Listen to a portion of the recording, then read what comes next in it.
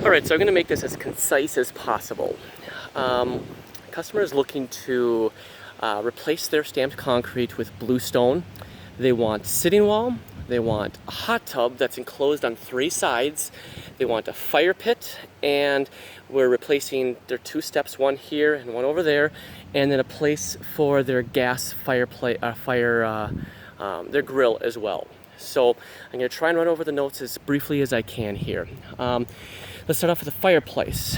With the hot tub. So the hot tub is going to be in this general range over here. He initially said that he wanted it to be in the sun, but the more that I look at it, I just don't see how it can be in the sun. It would have to be out really far this way for it to be in the sun. So at the top there, you see they have that little balcony. It's 4 feet out in that space there. I'm thinking that we put the hot tub in that general range, and we can kind of mirror the curve that's underneath it, like with some softscape or with some a planter bed right over there. And then, so as you can see, the patio is actually higher over there than what the grade is over here. So if you follow that, if you follow the height of the siding across here, you can see it's in this general range. So you can see that we lose I don't know, about 12-ish inches between the highest point of the patio over there and this point over here. So what we're going to do is, this hot tub is actually taller than most hot tubs. What I'm suggesting that we do is we actually sink it down a little bit compared to the patio.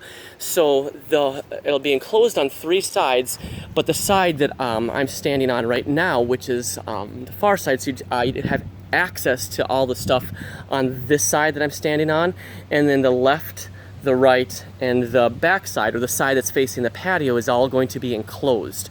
But it will be sitting lower over here than by the patio over there. So it'll look like it's a little bit shorter, but not quite. So the hot tub, we're going to do cinder block around it, not dissimilar to Dale, and we're going to bring the caps up just below the lip that we have right here. And I forgot to take that measurement. I'm going to set you down for a second, and I'm just going to keep on talking. It is we're going to build 36-inch tall walls around it, which will have to be cinder blocked and then veneered with Chilton and weathered edge Chilton, and then capped with bluestone. So that's bluestone, Chilton, and weathered edge Chilton are the stone selections of choice over here. So currently, you can see all over here, their patio kind of has this little bump out over here and then goes back in, and then comes down and around over here, and then flows in. They're not a big fan of it. We're going to go this 2 different ways. We're going to create a kind of a courtyard feel for it, where in front of this jut out right here, we're going to have basically a squared out area that's going to be surrounded. You're going to have sitting walls on all sides, and then we're going to put in a square. We're going to put it in a square fire pit, similar to what I did over at Julie Fox's. So that way it's mirroring the same. And I'm also thinking of putting in in a box around the fire pit, using limestone kind of as a frame around it. Might look kind of cool, just to continue the box that the sitting wall around that area is going to create. So that's one option. The other option is just to create a large arc around the far side over there, on the back side, and we're going to put pillars on the ends.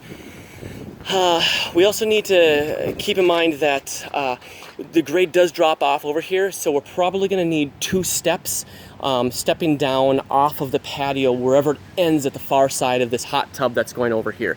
So, the hot tub is lower, and this patio is going to be at the height that I'm currently standing. If this is the area that the hot tub is, as soon as it ends, we actually just will build a couple steps going down off of the patio. Now, the idea is that the sitting wall is actually going to enclose the patio all around this far side. So just because the grade is lower over here, it'll just mean that the sitting wall is going to be 18 inches on the front side, but on the back side it'll be 18 to 20 inches for the bulk of it. But as we get closer to where I am over here, for the last 15 to 20 feet, it's going to drop down, and the sitting wall is actually going to be raised over here. So the sitting wall is going to be closer to, I can tell you, it's good. If we drop 12 inches and it's 18, 24, it's going to be 20, 30-ish inches on this far side. So, yeah. We have 2 steps that we're replacing here. You can see that they've sunk, and actually all of their concrete here has sunk to some degree. It's only 10 years old. I'm not sure why it did, but it certainly has. So we got this step over here and the step that we have over here. Once again, Chilton and with bluestone treads. We are going to do, in this case, we are going to do footings. It was discussed, so we're going to put footings underneath these steps right here because of the heaving that happened. Now, if you look over here, this steps down to a small patio, little landing thing right here, and then goes down. We're actually going to make that at... we're going to pull this step all the way over so it ends right here. So there's no reason to step off over here. I mean, we can shrink it if we want, but the idea, I'm going to we're just going to make this the full height. So because you're stepping off, 7-ish inches here, it'll be a step off to the side of probably 12-ish inches off to the right-hand side. So either way, no matter what we do, we have to make sure that we keep it below these 2 vents here and this vent over there. This thing right here, she says, is not a usable door. It just looks like a door. So obviously they have a vent right underneath it. So yeah.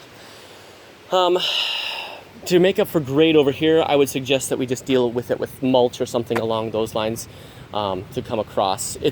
The mulch over here has definitely washed away. I can actually see the filter fabric right over here. I don't know if you can see that, but yeah. So they definitely want a sitting wall.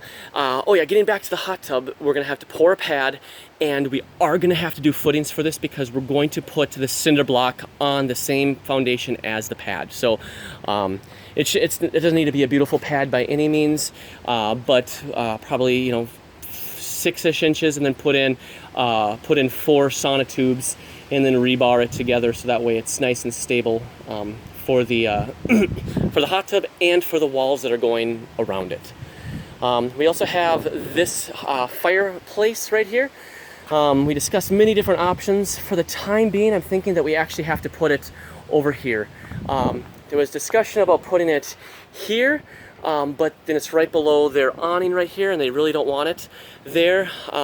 So then they'd have to bring it out, 6+ feet, and that's just kind of sticking out into the middle of nowhere.